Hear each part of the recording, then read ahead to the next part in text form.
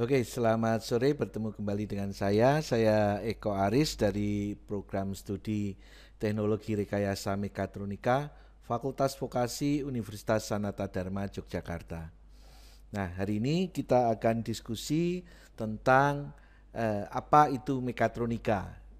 Jadi ini sangat penting mengingat saat ini masih belum banyak yang tahu apa itu mekatronika. Nah, maka hari ini kita akan diskusi tentang mekatronika itu melalui topik pengantar bidang mekatronika. Nah, di depan ini ada satu gambar itu ya. Di sini adalah modular production system.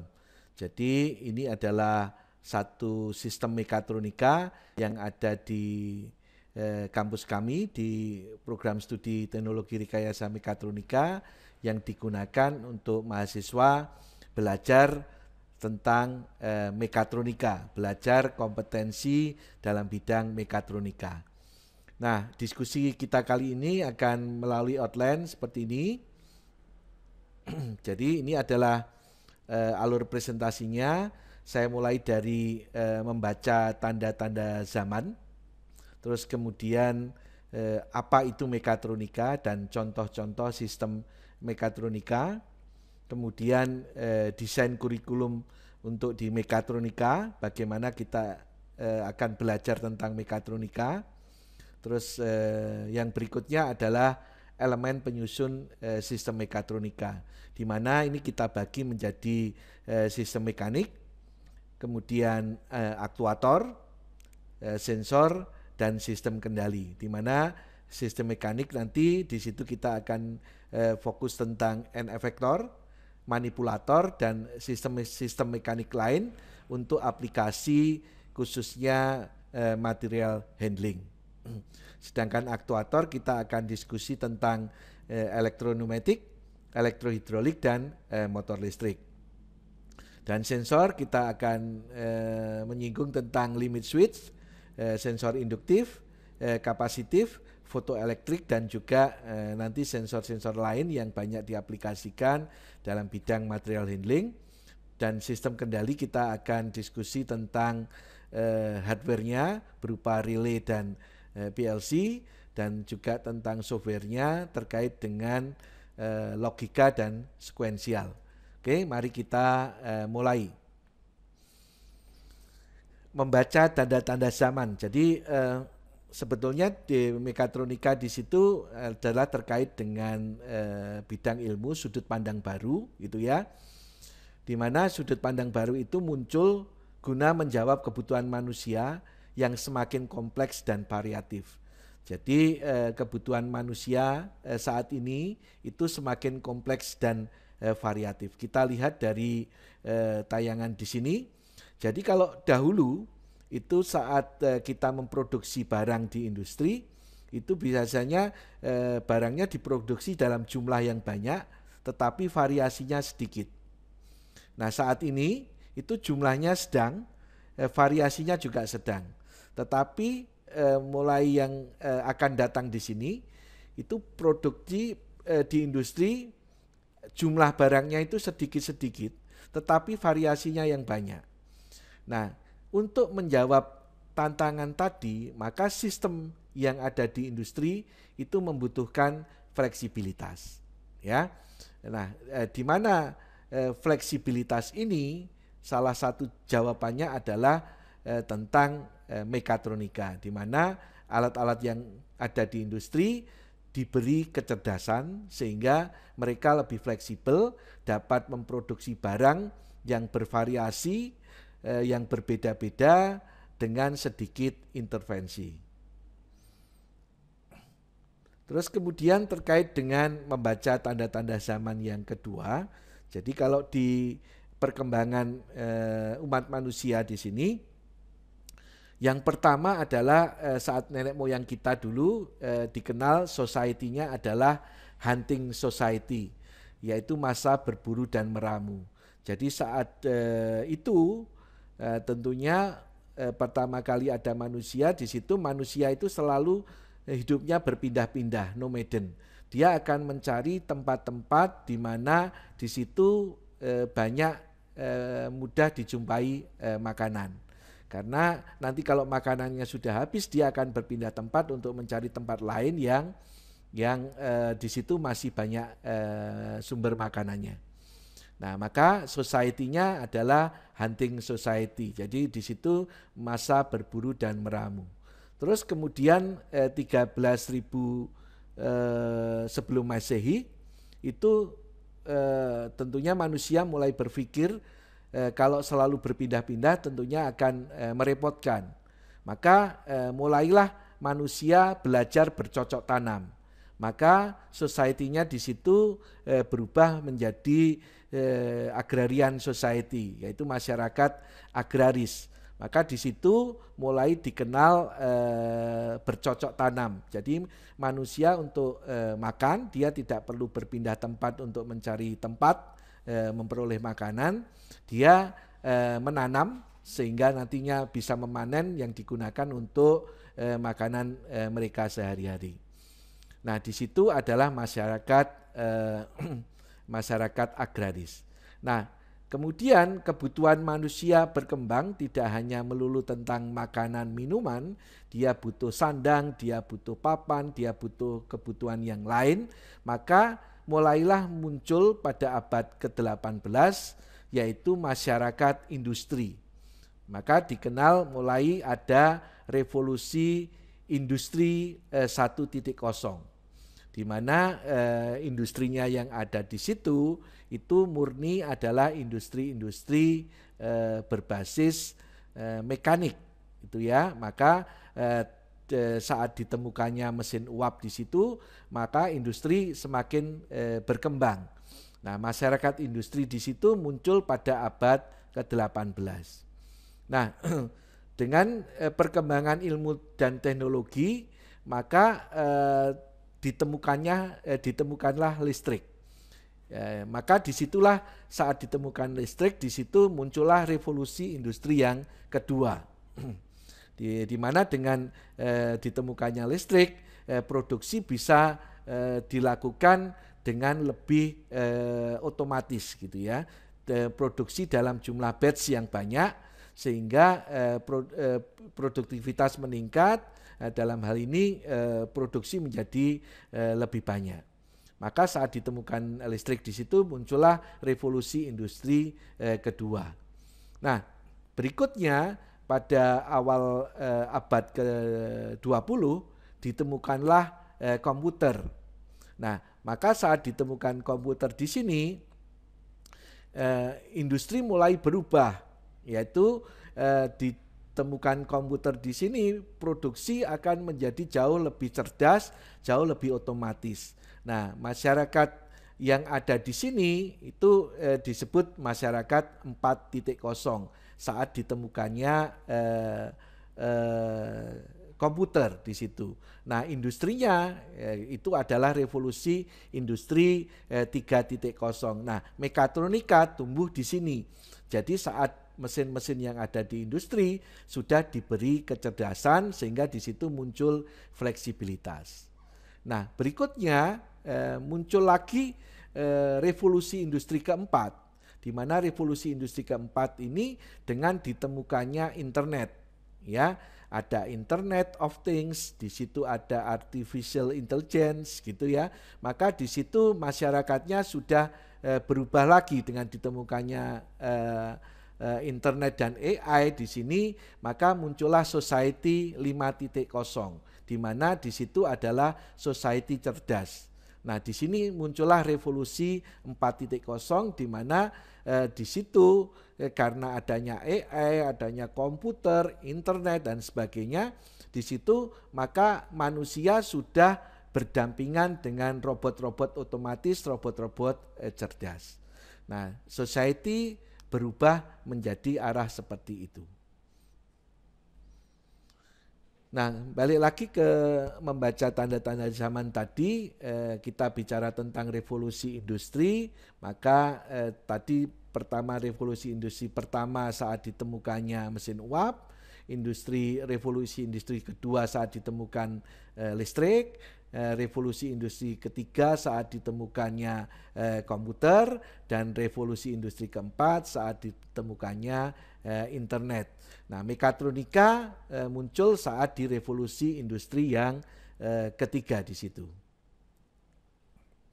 Nah, apa itu mekatronika? Jadi kalau dilihat dari gambar yang ada di sini, mekatronika itu merupakan irisan dari 4 disiplin ilmu, yaitu irisan dari mechanical system, electronic system, control system, dan komputer. Nah, di sini karena ini berupa irisan, maka jangan dipahami bahwa kita harus belajar semua ilmu mekanik, semua ilmu elektronik, semua ilmu kontrol, dan semua ilmu tentang komputer. Karena ini hanya berupa irisan.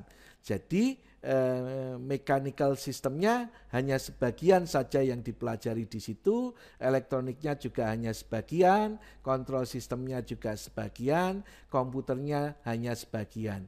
Nah, sebagiannya itu bagaimana? Sebagiannya itu tergantung dari fokus mekatroniknya. Misalnya fokus mekatronik bidang otomotif, tentunya mechanical systemnya adalah mechanical system yang diaplikasikan di dunia otomotif.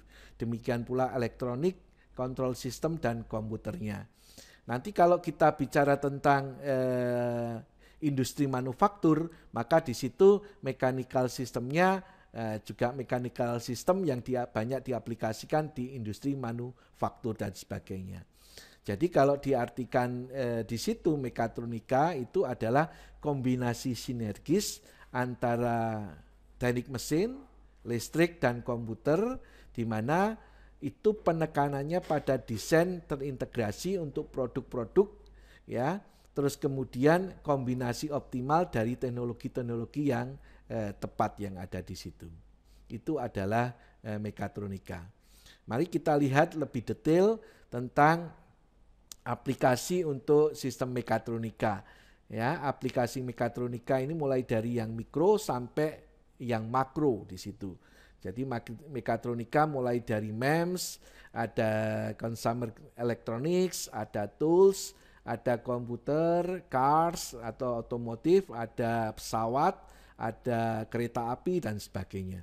Jadi aplikasi mekatronika tentunya sangat luas. Maka tidak semua kita akan pelajari, tergantung dari fokus di mana mekatronika kita akan belajar mechanical systemnya apa, elektroniknya apa, dan sebagainya.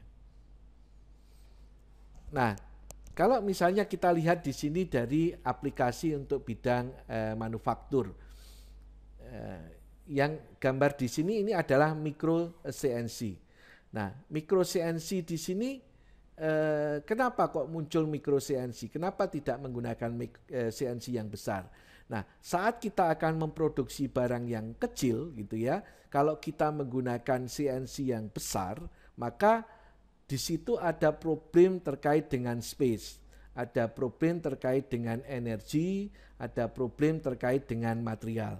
Maka untuk memproduksi barang yang kecil, kita menggunakanlah mesin CNC yang ukurannya mikro, ukurannya kecil.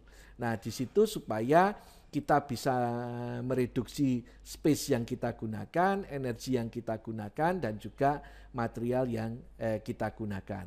Nah, aplikasi mekatronika dalam bidang manufaktur salah satunya adalah untuk micro factory. Terus yang kedua di sini untuk aplikasi yang di bidang manufaktur untuk sistem mekatronika yang sekarang banyak dikenal adalah 3D printing. Jadi 3D printing ini termasuk namanya additive manufaktur. Jadi manufaktur di mana dari barang tidak ada kemudian dicetak layer demi layer untuk mewujudkan barang yang kita inginkan. Nah, dengan proses additive manufaktur ini kita akan memproduksi barang yang jauh lebih fleksibel. Tadi salah satu kunci dari kebutuhan manusia saat ini adalah mereka untuk memproduksi barang yang jumlahnya sedikit tapi variasinya banyak. Nah, kebutuhan 3D printing di sini ini menjawab tentang kebutuhan akan manusia tadi, yaitu fleksibilitas. Aplikasi berikutnya adalah untuk mesin CNC yang ada di sini. Tentunya kalau kita ingin produksi barang yang akurat gitu ya, dengan bentuk-bentuk yang kompleks, kita tidak bisa lagi menggunakan mesin yang konvensional. Kita harus menggunakan mesin yang sudah terprogram, ya, computer numerical control di sini. Maka dengan menggunakan CNC machining di sini, kita bisa memproduksi barang yang lebih akurat dan juga lebih kompleks. Itu untuk menjawab kebutuhan manusia. Nah, aplikasi berikutnya adalah di material handling. Nah, di sini Anda lihat ada beberapa robot yang digunakan untuk loading, untuk palletizing, untuk assembling, untuk painting, untuk misalnya digunakan juga untuk welding dan sebagainya. Nah, aplikasi-aplikasi robot di sini sangat banyak ya, sekarang sudah mulai tumbuh. Jadi hampir semua industri dia memanfaatkan robot, dan robot ini adalah salah satu produk mekatronika, adalah sebuah sistem mekatronika. Untuk aplikasi transportasi, misalnya di sini ada Segway gitu ya. Kita tahu di sini kalau kita hanya ada dua roda di kanan kiri, kalau kita tidak ada kontrol di situ, maka tentunya ini tidak bisa berdiri dengan otomatis. Maka di sini harus diberi kecerdasan yang bisa mengontrol supaya Segway tadi bisa berdiri secara otomatis. Nah, dengan adanya dua roda yang ada di sini, maka kita akan bisa berjalan dengan lebih fleksibel gitu ya, dibandingkan saat kita menggunakan 4 roda ya. Manuvernya akan lebih mudah kalau kita menggunakan 2 roda. Aplikasi berikutnya adalah di robot. Misalnya di sini kalau robot yang membawa barang, di sini untuk ke daerah bencana, misalnya kita akan mensuplai obat di daerah bencana yang sulit dilalui oleh jalan darat, oleh kendaraan, terus kemudian juga sulit mungkin lewat jalan udara karena tidak ada tempat untuk landing dan sebagainya. Kita bisa membuat robot yang bisa nantinya mengantar obat-obatan, makanan ke daerah-daerah bencana. Aplikasi berikutnya adalah di smart robotik, misalnya di sini untuk membersihkan selokan, untuk membersihkan lantai rumah kita. Nah, sekarang sudah mulai banyak robot-robot yang dimanfaatkan untuk bisa membersihkan rumah kita secara otomatis. Aplikasi berikutnya dalam bidang medis, misalnya terkait dengan prosthetic arm gitu ya, atau prosthetic leg, atau mungkin prostetik yang lain. Di sini banyak saudara-saudara kita mungkin karena kecelakaan atau sesuatu hal, misalnya kehilangan tangan, kehilangan kaki. Nah, kita bisa membuat prosthetic arm atau prosthetic leg gitu ya, untuk menggantikan tangan atau kaki dari manusia tadi yang hilang, sehingga dia akan bisa berbuat sesuatu yang lebih lagi dibandingkan saat dia kehilangan tangan atau kakinya. Untuk aplikasi di sanitasi, misalnya untuk membersihkan tangan gitu ya, untuk cuci tangan saat dulu COVID-19, kita tahu bahwa salah satu penyebarannya adalah saat kita nanti menggunakan barang-barang yang sama yang disentuh oleh banyak orang di situ. Maka kita bisa menggunakan alat cuci tangan gitu ya, yang dia menggunakan sensor untuk mendeteksi tangan kita, sehingga kita tidak perlu membuka keran untuk menyalakan airnya. Kita cukup mendekatkan tangan kita, airnya sudah otomatis keluar, sehingga di sini akan mengurangi penyebaran dari bakteri dan sebagainya. Termasuk di situ adalah untuk sabunnya gitu ya, ataupun juga untuk kertasnya gitu ya, atau mungkin nanti juga menggunakan yang blower untuk pengering gitu ya. Kita bisa mengaplikasikan mekatronika untuk hal-hal seperti itu. Nah, itu tadi terkait dengan mekatronika. Nah, bagaimana kurikulum mekatronika kita buat di sini?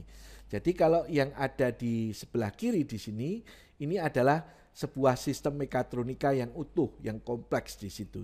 Nah, sistem mekatronika ini dibuat modular. Jadi ini sistem mekatronika yang banyak di sini ini bisa dipecah-pecah menjadi sebuah subsistem mekatronika. Misalnya di sini ada 1, 2, 3, 4, 5, 6, 7, 8, dan 9 subsistem mekatronika. Maka kita bisa untuk mempelajari sistem mekatronika yang utuh ini kita bisa mempelajari perbagiannya. Mulai dari subsistem mekatronika misalnya untuk bagian distribusi, bagian testing, bagian processing, dan sebagainya. Nah, dari subsistem mekatronika kita bisa pecah lagi, ya. Kita bisa pecah lagi ke dalam komponen mekatronika. Ada komponen mekaniknya, ada komponen aktuatornya, ada sensornya, ada kendalinya atau kontrolnya. Jadi kita pelajari di sini satu persatu. Jadi di awal kita dikenalkan dengan sistem yang utuh. Kemudian sistem yang utuh tadi kita pecah-pecah, membentuk subsistem, dan subsistem kita pecah lagi membentuk komponen mekatronika, dan ini kita pelajari, ya. Nah, saat kita belajar komponen ini karena kita sudah mengetahui sistem yang utuh di sini, maka kita akan lebih mudah membayangkan posisinya mana sistem yang sedang kita pelajari. Nah, saat kita tidak mengetahui sistem yang utuh, maka langsung kita belajar komponen, maka kita akan sulit membayangkan apa fungsi komponen ini di dalam sistem mekatronika kita.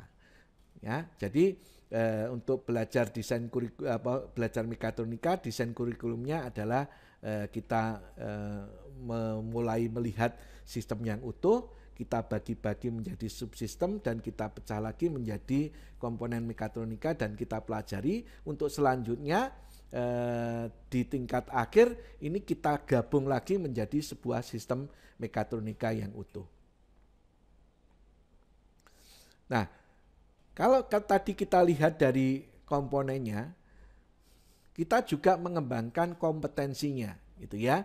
Jadi untuk menangani sistem ini, kita juga akan mengembangkan kompetensinya mulai dari hard skill-nya, yaitu mulai mengoperasikan, ya. Kita belajar mulai mengoperasikan dulu, kemudian merakit, baik mekanik, elektrik, elektronik, pneumatik, hidrolik, dan sebagainya. Terus kemudian belajar memprogram, belajar merawat, belajar memperbaiki, troubleshooting ada di situ untuk mengetahui sumber masalah di mana, kemudian kita perbaiki, terus kemudian kita modifikasi, dan terakhir kita belajar mendesain atau merancang. Ini adalah kompetensi yang kita kembangkan di dalam kurikulum mekatronika menggunakan sistem mekatronika yang ada di sini. Nah, di samping hard skill-nya di sini, kita juga belajar tentang soft skill-nya. Mulai dari personal skill, juga team skill, gitu ya. Untuk personal skill, tentunya di sini kita belajar bagaimana kita belajar, kemudian belajar tentang manajemen diri, belajar tentang bahasa, belajar tentang bagaimana mempresentasikan ide, dan sebagainya. Untuk tim skill kita belajar tentang komunikasi antara satu tim, gitu ya. Kita belajar bekerja sama, kita belajar tentang manajemen konflik, bagaimana kita tadi menangani satu proyek untuk membuat sistem mekatronika, karena dalam tim di situ mungkin muncul konflik, maka kita belajar bagaimana menangani konflik tadi yang goalnya supaya kita dapat menghasilkan alat mekatronik yang kita inginkan. Terus kita belajar juga tentang kepemimpinan, gitu ya. Nah, ini kompetensi yang kita juga belajar di samping isinya, di samping komponen mekatronikanya tadi. Nah, kita lihat ini adalah sistem untuk MPS atau Modular Production System-nya. Jadi di sini itu sudah komplit. Di sini kita ada sistem mekaniknya, ada sistem pneumatiknya, ada elektriknya, ada PLC-nya, ada robotiknya, dan juga ada komunikasinya. Nah, kita lihat dari video yang ada di sini.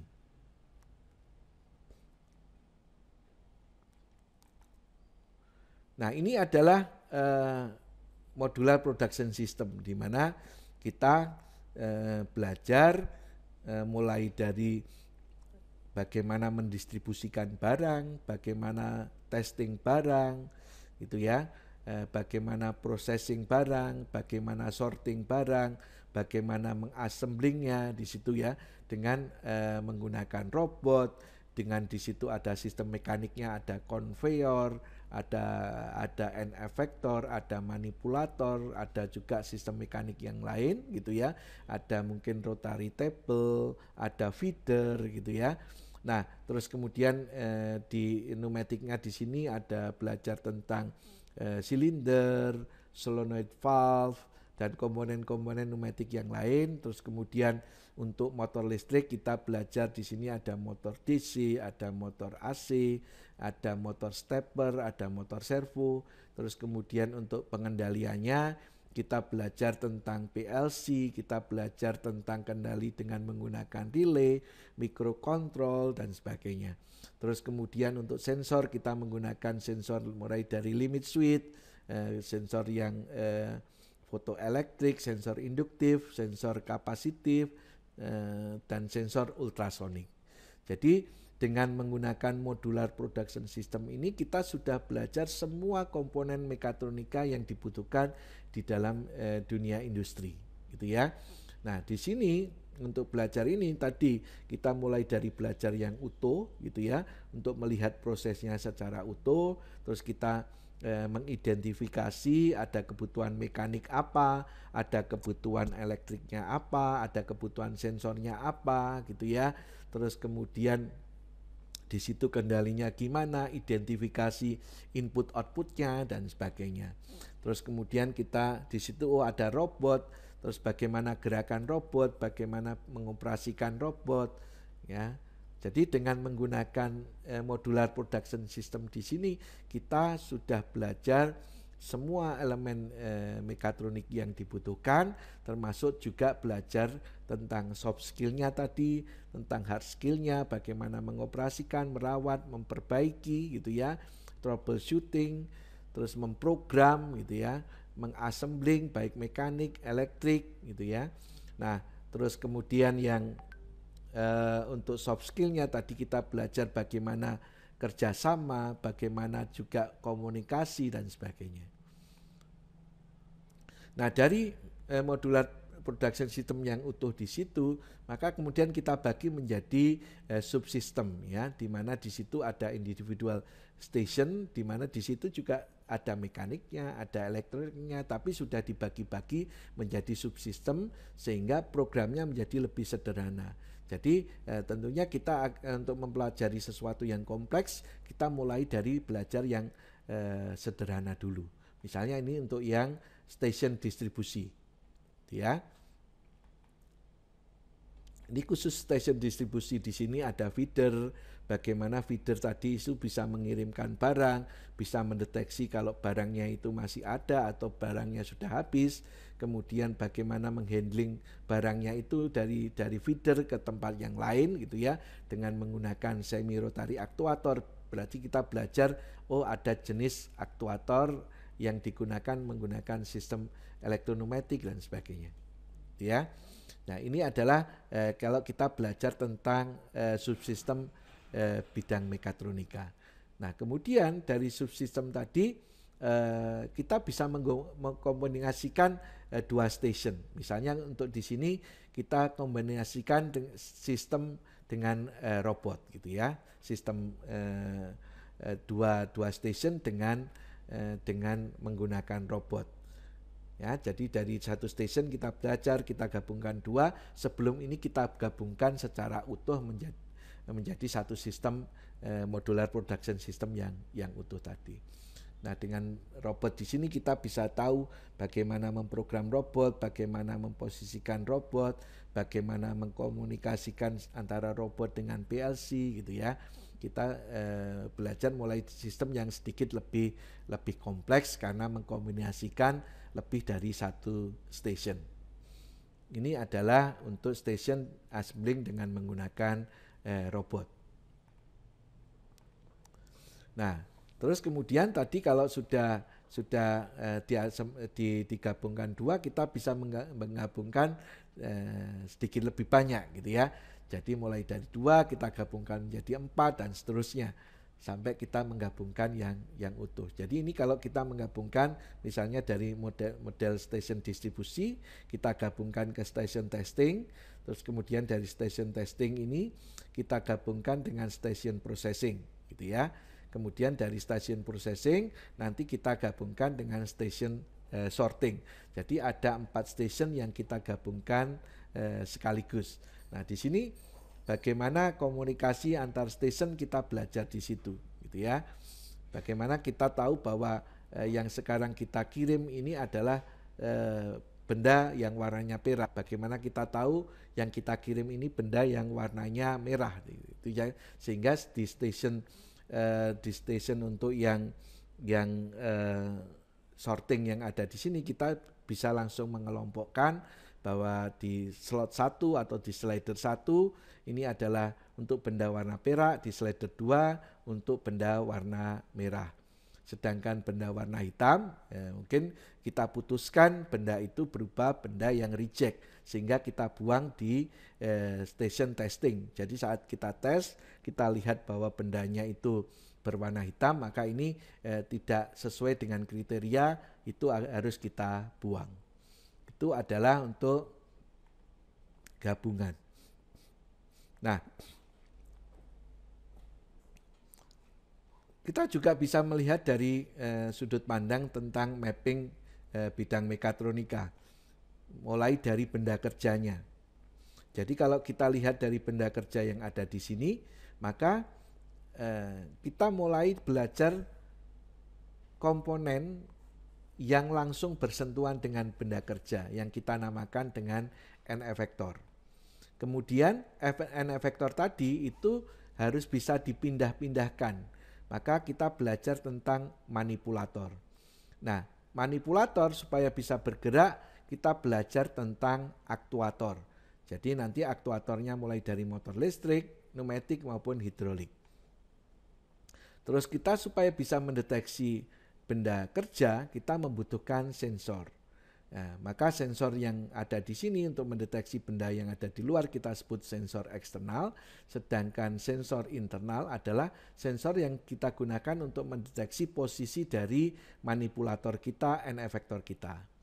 Kemudian baik sensor maupun aktuator di sini itu sebelum kita hubungkan dengan kontrol kita, misalnya komputer, PLC, mikrokontrol, karena sistemnya mungkin berbeda tegangan, berbeda arus gitu ya, juga berbeda antara analog dan digital, maka di sini kita butuhkan interface. Maka kita perlu belajar electronic interface untuk bisa menghubungkan dunia luar kita dengan komputer kita. Karena kita tidak bisa misalnya aktuator motor listrik AC 3 pas langsung kita hubungkan dengan komputer kita atau dengan PLC kita. Kemudian di dalam sistem mekatronik mapping kita di sini ada rangka, ada power supply, baik power supply listrik kalau dia membutuhkan listrik, kalau dia membutuhkan angin, maka dia power supply-nya adalah angin bertekanan. Kalau oli di situ juga mungkin power supply-nya berupa power pack oli bertekanan yang ada di situ. Kemudian butuh human machine interface untuk kita operator bisa berinteraksi dengan mesin gitu ya. Terus kita butuh komunikasi antar satu mesin dengan mesin yang lain. Jadi inilah dari tadi yang kita pelajari di modular production system. Kalau kita buat mappingnya, intinya di dalamnya adalah ini, ya. Nah, di sini kita membagi N-effector, manipulator dan aktuator di sini adalah sistem mekanik. Terus kemudian sensor electronic interface di sini adalah sistem elektrik dan electronics. Kemudian ada juga sistem kendalinya atau sistem komputer kita. Jadi secara garis besar tadi bahwa mekatronik itu merupakan irisan dari sistem mekanik, sistem elektronik, dan juga sistem kendali berbasis komputer yang kita lihat dari cara yang berbeda di sini. Kemudian tentunya tadi karena harus kita gabung ya antara subsistem mekatronik satu dengan subsistem mekatronik yang lain, maka di sini ada kita belajar tentang komunikasi data dan jaringan. Jadi bagaimana kita bisa bicara antara satu mesin dengan mesin yang lain sehingga nantinya satu sistem yang utuh ini bisa mengerjakan secara bersama-sama satu tugas yang kita berikan.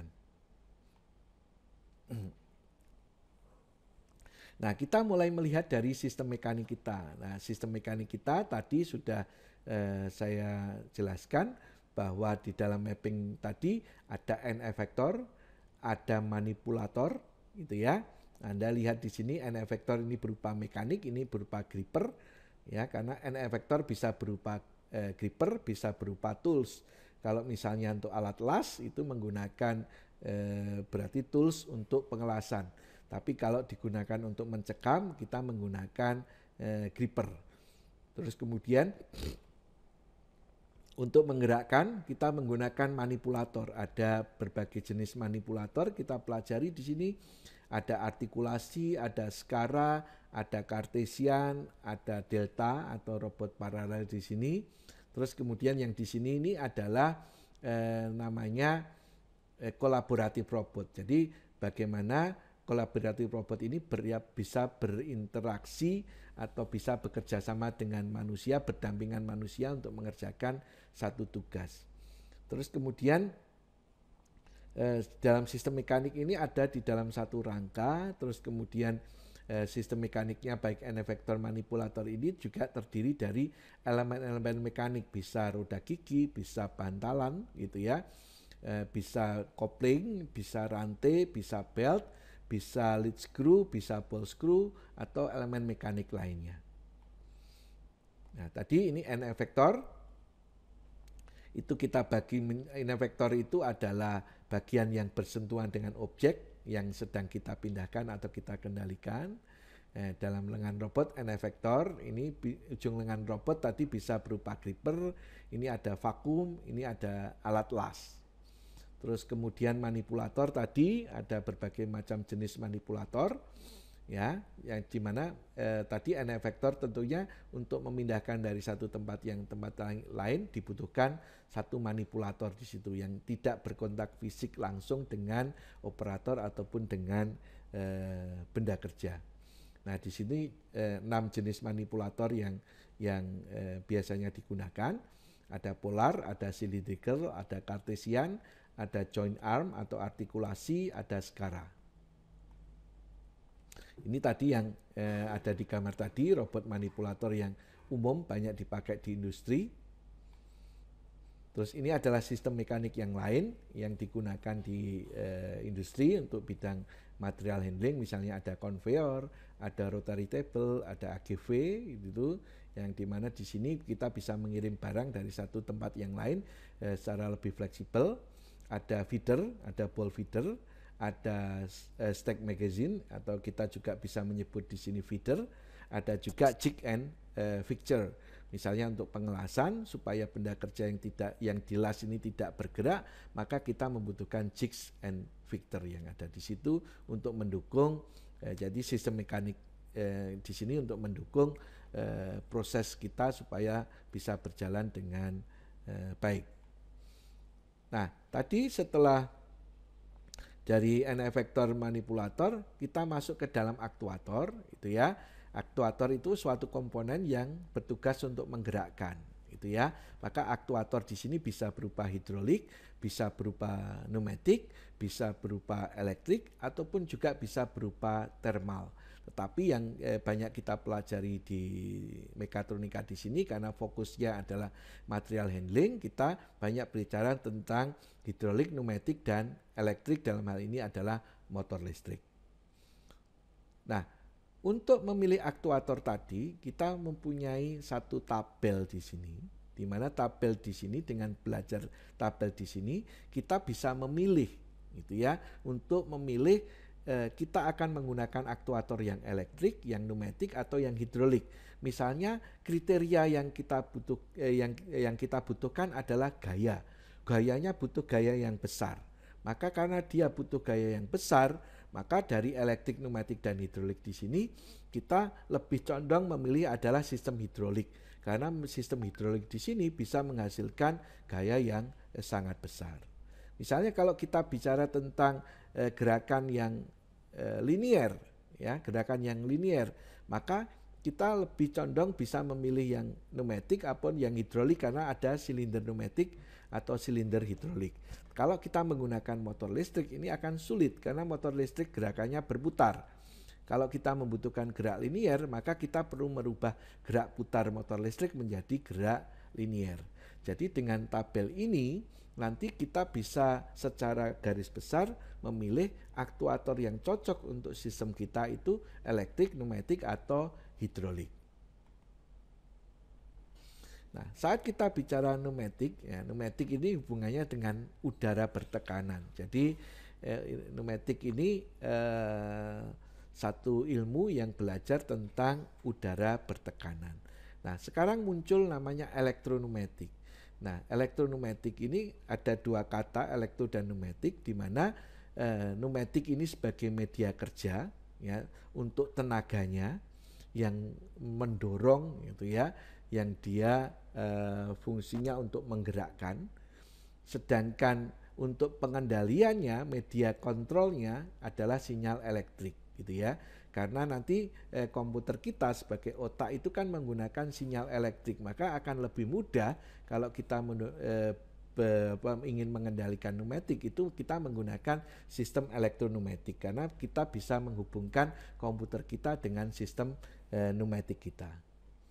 Terus kemudian kalau elektrohidrolik di sini menggunakan oli gitu ya, menggunakan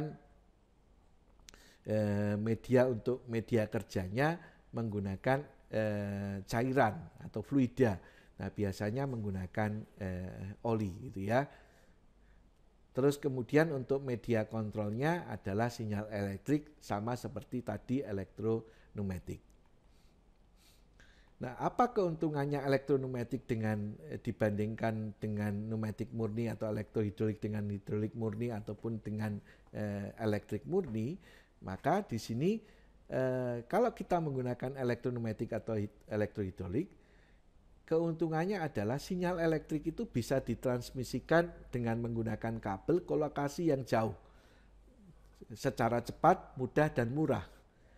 Beda kalau kita menggunakan murni hidrolik. Misalnya kita akan membuka gerbang yang lokasinya dari operator itu jauh, gitu ya. Kalau kita menggunakan selang hidrolik, oli hidrolik, maka butuh biaya yang besar, gitu ya. Dan juga untuk transfer sinyalnya itu tidak cepat, gitu ya. Kalau kita menggunakan elektrik, kita bisa membuka gerbang tadi dengan cepat, gitu ya, dan mudah dan murah, gitu ya. Maka kita lebih menguntungkan elektroneumatik, elektrohidrolik dibandingkan dengan pneumatik, hidrolik murni atau elektrik murni. Nah, pada bidang pengendalian itu proses signal itu secara umum menggunakan elektrik. Maka kalau kita menggunakan pneumatik atau hidrolik murni, kita akan susah untuk mengkomunikasikan, mengendalikan dengan komputer kita karena butuh interface yang ada di situ. Kita tidak bisa langsung menghubungkan pneumatik atau hidrolik kita dengan komputer kita. Terus kemudian pengendalian di industri itu kan kompleks gitu. Kalau kita pengendaliannya menggunakan pneumatik murni atau hidrolik murni, maka kita akan kesulitan untuk membuat kendali yang cukup kompleks. Nah, kita untuk kendali yang cukup kompleks itu kita menggunakan komputer gitu ya. Maka itu jauh lebih menguntungkan kita menggunakan elektroneumatik maupun elektrohidrolik. Nah, satu hal juga elektrik dan pneumatik dan hidrolik ini ada silinder gitu ya. Dimana kalau kita butuh gerakan linier, kita jauh lebih mudah. Maka kalau kita menggunakan elektrik murni motor tadi itu kan gerakannya putar. kalau kita membutuhkan gerak linier, maka kita akan kesulitan gitu ya. Kita butuh interface untuk merubah gerak putar menjadi gerak linier. Nah, untuk belajar elektroneumatik dan elektrohidrolik, maka kita harus mengenal bahasa gambar, bahasa simbol. Maka kita nantinya juga akan belajar tentang bahasa gambar dan bahasa simbol. Karena ada elektrik dan pneumatik, ada elektrik dan hidrolik, maka kita belajar simbol-simbol hidrolik, simbol-simbol elektrik gitu ya. Simbol-simbol pneumatik dan simbol-simbol elektrik. Nah, itu kita harus menguasai kompetensi tentang bahasa gambar dan simbol, karena simbol dan gambarnya adalah gambar yang standar, misalnya menggunakan standar ISO. Maka kita harus bisa menggambarkan simbol-simbolnya dengan standar ISO, sehingga saat kita menggambar itu bisa dipahami oleh orang lain, entah itu orang lain dari beda negara asal menguasai bahasa gambar dan bahasa simbolnya tadi. Sekarang terkait dengan aktuator yang berikutnya, selain pneumatik hidrolik adalah motor listrik. Motor listrik terkait dengan sumber listriknya, maka dibagi menjadi dua buah motor. Satu adalah motor AC, satu adalah motor DC. Motor AC bisa motor sinkron dan motor asinkron. Motor asinkron itu kita sebut juga dengan motor induksi. Itu ada yang 1 fase, ada yang 3 fase. Sedangkan motor DC, ada motor DC seri, ada motor DC campuran, ada motor DC shunt, ada motor DC magnet permanen. Sebetulnya ada juga motor-motor spesial ya. Mungkin kita tidak melihat dari sumber listriknya AC ataupun DC. Motor spesial itu adalah motor stepper, motor servo, dan juga motor universal namanya. Jadi motor universal itu adalah motor yang bisa dihubungkan dengan sumber DC maupun sumber AC. Nah, di samping komponen-komponen tadi, kita juga harus memahami tentang konsep perhitungan. Perhitungan yang paling penting adalah untuk perhitungan hubungan antara daya, torsi, dan kecepatan. Jadi kita tidak hanya bisa merakit, tetapi kan juga nantinya harus bisa memilih. Ya, kalau kita membutuhkan ingin menggerakkan konveyor dengan beban misalnya 100 kg per meternya gitu ya. Kita harus bisa menghitung berapa daya yang dibutuhkan, sehingga nantinya kita bisa memilih motor listrik atau aktuator yang tepat gitu ya. Untuk menghitung tadi kita membutuhkan satu rumus hubungan antara daya, torsi, dan kecepatan. Di sini adalah daya itu sama dengan torsi dikalikan kecepatan dibagi dengan satu konstansa. Di sini dayanya dalam satuan horsepower, torsinya dalam satuan kilogram meter, terus kecepatannya dalam satuan RPM. Di sini kita harus tahu bahwa dengan daya yang sama, maka saat kita menurunkan kecepatan dengan menggunakan transmisi, maka kita akan bisa meningkatkan torsi. Nah, hubungan ini harus kita pahami, sehingga saat nanti kita bisa memilih, kita bisa memilih aktuator atau motor kita dengan lebih efisien gitu ya. Saat kita menghitung misalnya motor standar dengan RPM 1500, dayanya 1 horsepower, berapa torsi yang bisa dihasilkan. Nah, bagaimana untuk meningkatkan torsi? Nah, kita bisa memilih motor dengan daya yang besar, tetapi dengan memilih motor daya yang besar tentunya cost yang dikeluarkan akan menjadi lebih besar. Maka kita bisa juga menurunkan kecepatan dengan menggunakan transmisi untuk bisa meningkatkan torsi, sehingga kita bisa menggunakan motor dengan daya yang lebih kecil, sehingga biaya yang kita keluarkan menjadi lebih murah. Nah, saat kita bicara torsi itu adalah gaya dikalikan dengan jari-jari. Jadi di sini semakin panjang jari-jarinya dengan gaya yang sama, kita bisa menghasilkan torsi yang lebih besar. Nah, jadi dari hubungan antara daya torsi kecepatan kita juga harus bisa menghitung berapa nantinya gaya yang bisa kita hasilkan dengan jari-jari tertentu yang kita ketahui. Terus kemudian kita juga harus tahu menghitung hubungannya antara kecepatan linear dibandingkan dengan kecepatan putar gitu ya. Sehingga kita misalnya saat ingin menggerakkan konveyor dengan motor 100 rpm, berapa kecepatan konveyor yang dihasilkan? Maka kita harus bisa merubah, mengkonversi dari putaran menjadi gerak linear. Nah, ini adalah rumus-rumus yang penting yang harus kita kuasai nanti untuk bisa memilih, untuk bisa mengaplikasikan aktuator ke dalam sistem mekatronika kita. Nah, ini terkait dengan motor, tadi motor DC ini adalah cara kerja dari satu motor DC di mana ada satu kawat yang dialiri listrik. Kalau ditaruh di dalam satu medan magnet, maka akan muncul gaya Lorentz di sini, gaya putar, sehingga motor DC itu bisa berputar. Nah, kalau kita membalik polaritasnya atau plus minusnya kita balik, arah listriknya juga akan terbalik, maka arah gayanya akan terbalik. Maka motor DC di sini untuk membalik arah putaran, kita tinggal membalik polaritasnya. Untuk motor AC 3 pas, maka di sini ada tiga gelombang di sini, RST ya, di mana sumber listrik 3 fase tadi kalau kita hubungkan dengan motor kita, maka secara otomatis maka akan muncul medan magnet putar di dalamnya. Nah, medan magnet putar yang ada di sini ini kita bisa menghitung ya, bisa menghitung berapa kecepatan medan magnet putarnya di sini, yaitu 120 dikalikan dengan frekuensi dibagi dengan jumlah pul.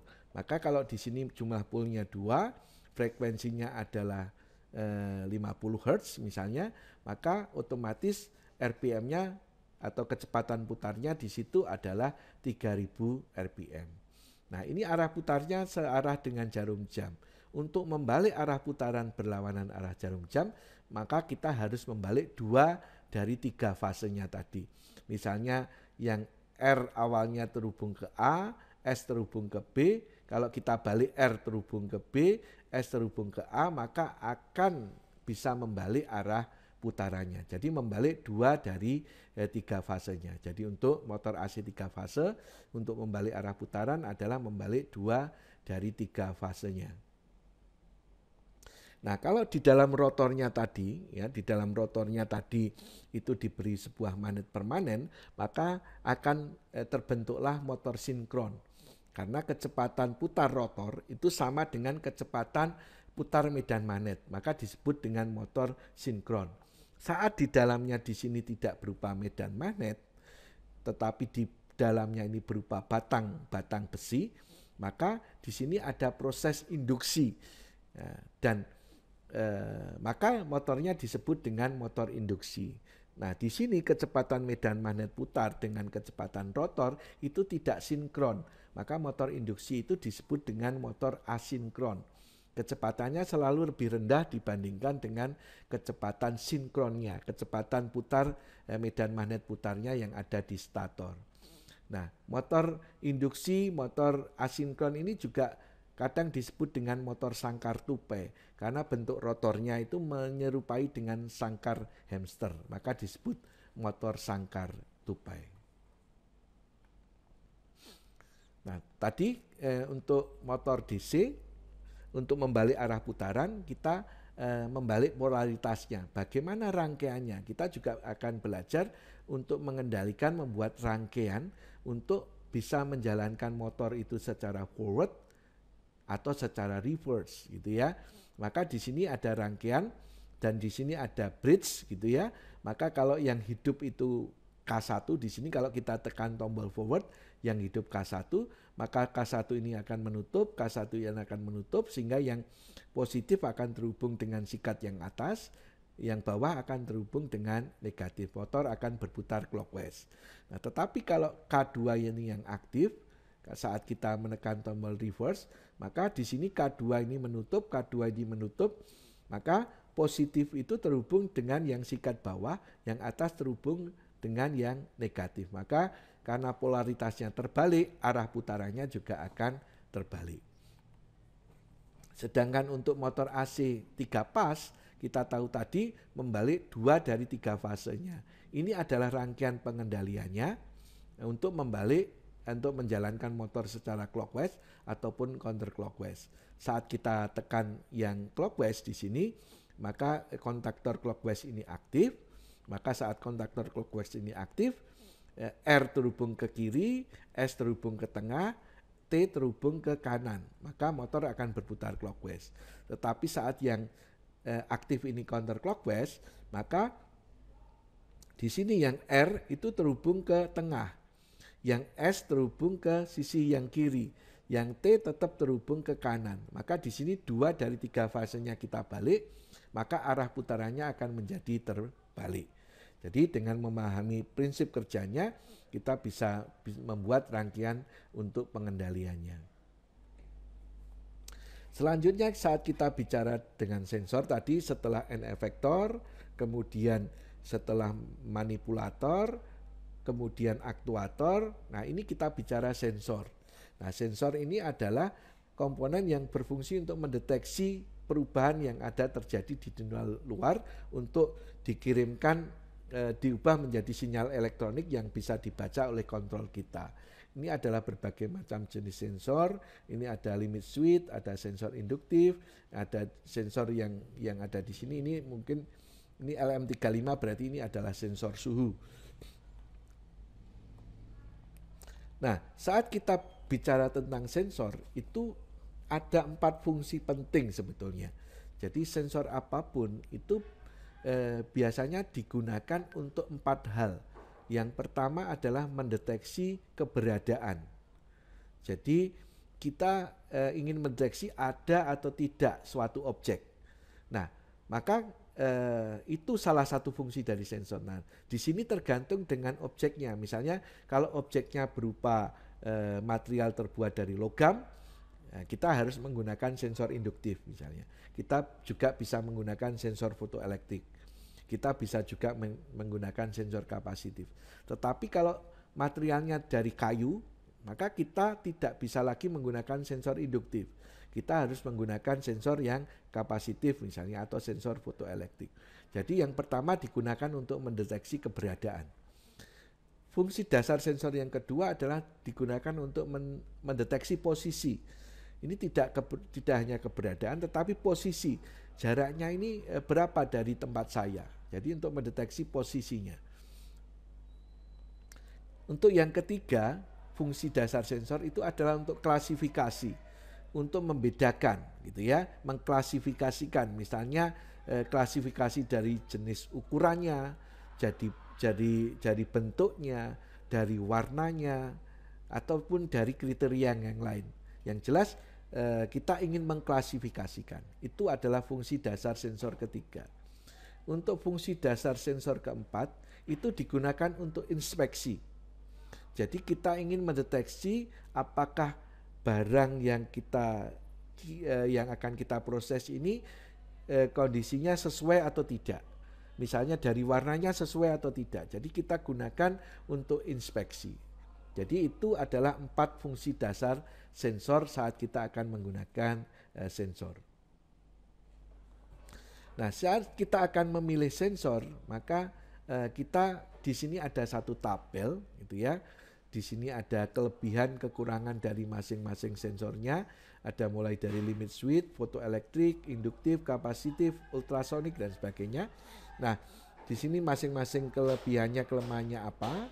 Nah, dengan tabel ini nanti kita bisa memilih saat kita akan mendeteksi satu part tertentu berdasarkan tabel yang ada di sini, sensor mana yang sesuai, gitu ya? Sensor mana yang akan kita pilih?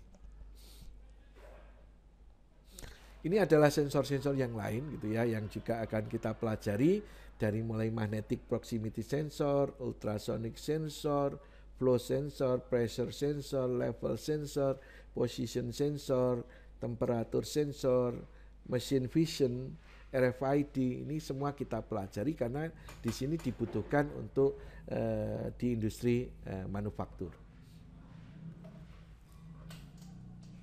Nah, saat kita sudah belajar tentang efektor, tentang manipulator, tentang aktuator, juga tentang sensor. Nah, sekarang kita belajar tentang kendalinya. Nah, kendalinya itu dibagi menjadi dua di sini. Ada yang soft, ada yang hard. Nah, soft ini kita biasanya menggunakan PLC kalau yang ada di industri. Kalau yang hard kita menggunakan relay. Jadi input berupa sensor, output tadi berupa aktuator kita. Nah, kontrolnya di sini bisa hardwire, bisa softwire. Nah, hardwire kita menggunakan relay, softwire kita menggunakan PLC, atau kita juga bisa menggunakan komputer atau mikrokontrol kita. Tetapi untuk di industri biasanya kita menggunakan PLC. Untuk yang hardwire, komponen utamanya tadi adalah relay. Jadi relay ini adalah simbol dari relay. Ini adalah coilnya, ini kontaknya NO, normally open, kontaknya NC, normally close. Ini adalah change over contact, ada normally close dan normally opennya. Ini kalau hardware-nya seperti ini, gitu ya. Ini adalah relay. Kalau kita lihat lebih dalam, ini adalah coilnya, ini adalah simbol coilnya, ini adalah kontaknya. Ini adalah kontak yang normally open, normally close, ini yang normally open. Jadi kalau ini dialiri listrik, ini berubah menjadi magnet, ini akan tertarik sehingga kontak yang semula close akan menjadi open, yang semula open menjadi close. Nah, ini yang kita gunakan untuk pengendalian kita. Nah, tadi tahun 70-an sejak ditemukannya transistor, maka ditemukanlah komputer ataupun PLC. Nah, dengan PLC yang ada di sini, tadi hardwire tadi yang semula menggunakan kabel diganti dengan menggunakan program, gitu ya. Nah, ini semakin banyak sekarang industri sudah meninggalkan relay-relay tadi dengan menggantikannya dengan menggunakan PLC.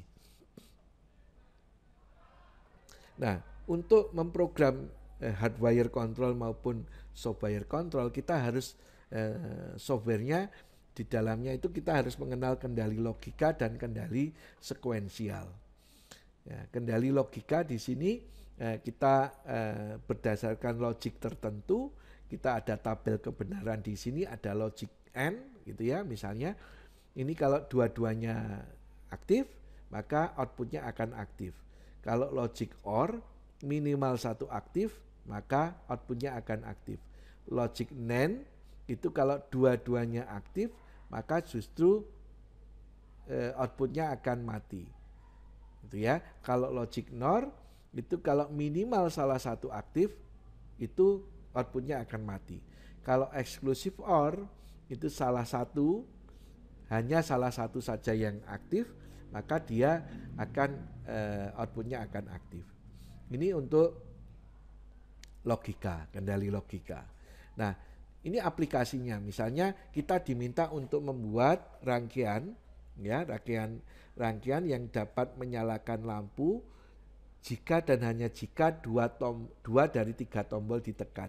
Maka kita membuat tabel kebenarannya, terus kemudian kita pilih di situ mana kalau dua tombol aktif, ini yang kita pilih, yang kita kotak ada di baris keempat, 6 dan 7 di tabel kebenaran kita. Nah, di sini kita terjemahkan dalam bentuk skematik diagram. Ya, tadi ini ada 3 tombol, ini tombol 1 terhubung ke relay 1, tombol 2 terhubung ke relay 2, tombol 3 terhubung ke relay 3. Nah, di sini maka 2 tombol ya K2 dan K3, 2 tombol K1 dan K3, 2 tombol K1 dan K2 di sini aktif, maka lampunya aktif. Ya, maka di sini dari tabel kebenaran tadi kita terjemahkan ke diagram ladder kita atau ke skematik diagram kita. Nah, untuk yang sekuensial sama di situ dari gerakan secara berurutan di sini kita membuat diagram sekuensial, kita belajar untuk pengendalian secara sekuensial. Dari sini kemudian kita membuat programnya. Ini adalah dari diagram sekuensial kita terjemahkan ke dalam diagram ladder kita. Nah, ini adalah diagram ladder kita, di mana di sini nyala lampu akan bisa kita nyalakan secara berurutan sesuai dengan sekuensial, logika sekuensial yang ada di sini. Nah, baik nanti di hardwire ataupun PLC, kita menggunakan cara yang sama gitu ya, yaitu diagram ladder. Nah, hanya saja untuk yang saya tunjukkan di sini, ini ada diagram ladder yang digunakan untuk relay. Nah, tetapi nanti kalau diagram ladder yang digunakan untuk program PLC, tentunya di sini akan berbeda simbol-simbolnya, tetapi cara untuk menyelesaikannya sama. Ya, jadi dua hal di sini bisa kita gunakan untuk kendali hardwire ataupun kendali relay. Oke, nah kita akhiri dengan studi kasus. Misalnya kalau kita ingin memindahkan satu barang dari sisi satu yang jaraknya 200 meter di sini. Nah, setiap kali barangnya muncul ini harus kita pindahkan. Nah, bagaimana solusi mekatroniknya? Gitu ya. Maka kita mekaniknya bagaimana, elektriknya bagaimana, ya, tentunya sensor, aktuator yang digunakan apa, terus kemudian pengendaliannya bagaimana gitu ya, hardware-nya yang kita pilih misalnya mau menggunakan hardware control ataupun PLC, terus kemudian programnya bagaimana, skematik diagramnya bagaimana. Nah, itu nanti tentunya akan kita bisa selesaikan. Misalnya kita secara spesifik tadi barangnya beratnya 0,2 kg, panjang lebarnya sekian, kayunya bahannya tali kayu, waktunya memindahkan kurang dari 2 detik, itu kriterianya. Maka solusi mekatroniknya bagaimana? Nah, di sini dari apa yang tadi dipelajari, tadi kita mulai dari N efektornya, manipulatornya yaitu mekaniknya, terus kemudian aktuatornya dan juga sensor gitu ya, pengendaliannya bagaimana. Nah, kita bisa menyelesaikan studi kasus yang ada di sini. Oke, be the next innovator. Mari kita ubah dunia menjadi lebih baik dengan menggunakan mekatronika. Terima kasih, semoga bermanfaat.